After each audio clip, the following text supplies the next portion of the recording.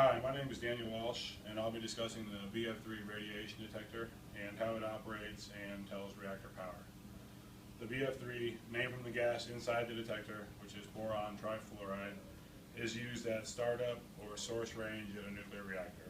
That is less than 1% power or less than 1 million counts per second. The BF3 is used to detect gamma and neutron radiation from the reactor. It can also differentiate between those two types of radiation. It is used in Westinghouse nuclear instrumentation systems.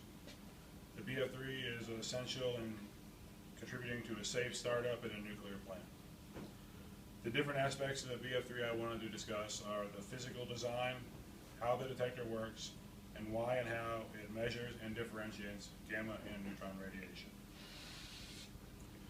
The physical design, according to Paul Frame of Oak Ridge Associated Universities, is a cylindrical metal container approximately 6 feet tall, made of aluminum, brass, or copper. It's filled with boron trifluoride gas at 0.5 to 1 pounds per square inch.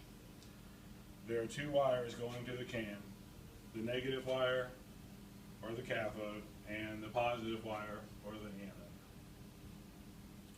Both of these are run on 2,000 volts DC, and after leaving the can, they go to a preamp, and then they go to a source range drawer near the control room, and the high voltage power supply is located in that drawer. Next, we will discuss how the BF3 detector detects radiation. According to Thomas Wilford, the BF3 is very accurate, very reliable, and is used to measure reactor power. The process of detecting gammas is a gamma ray will enter through the can, and it will interact with the gas inside the can. It will cause ionizations, which is stripping of electrons from atoms. These electrons are negatively charged, and they are attracted to the anode. As far as detecting neutron radiation, the neutrons also penetrate the can, go inside. On the other hand, though, they have a nuclear reaction inside there with the gas, an alpha reaction, which also causes ionizations and free electrons.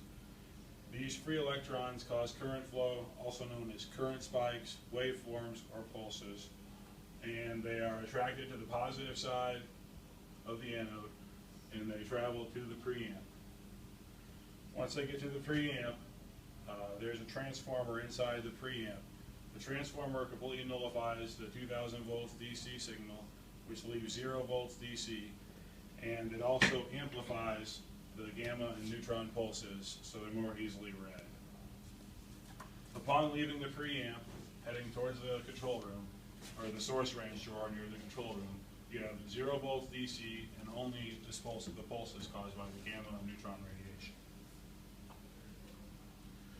Next, I would like to discuss how and why it differentiates between gamma and neutron radiation. The reason is because gamma radiation is not a good source of reactor power. According to T.W. Crane and M.P. Baker, there are as many as 10 times gamma rays produced in a nuclear reaction than neutrons. For purposes of measuring reactor power, we are only interested in the neutrons. The way they differentiate between these two is the gamma pulses are smaller and the neutron pulses are larger.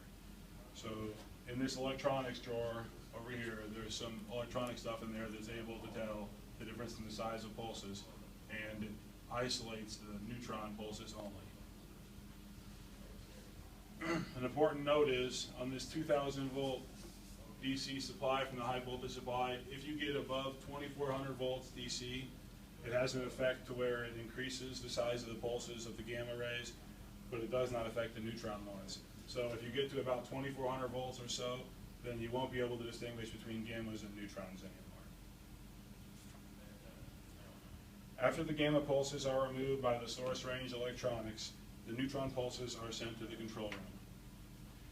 The neutron pulses are displayed on a screen for the operator to see, and they'll be able to tell the reactor power. The BF3s are for consistency and safety of reactor startup.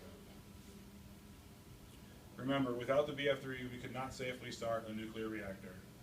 The BF3 is able to measure and differentiate between gamma and neutron radiation. It can determine reactor power during startup power, and it also allows operators to see any abnormal flux conditions in the reactor during startup.